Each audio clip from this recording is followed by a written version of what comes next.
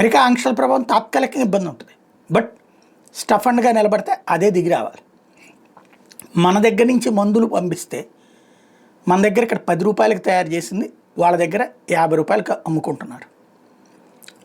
ఇంకో 30 రూపాయలు ట్యాక్స్ వేసుకుంటున్నారు, అంటే 80 రూపాయలకు అమ్ముకుంటున్నారు.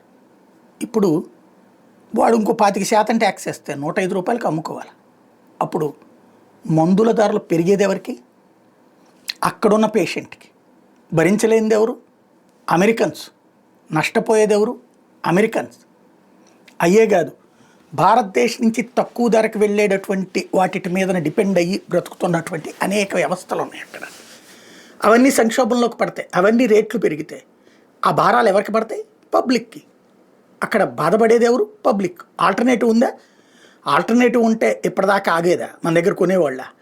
ఆల్టర్నేటివ్ లేకనే కదా మన దగ్గర తక్కువకి వస్తుంది అనుకుంటాం.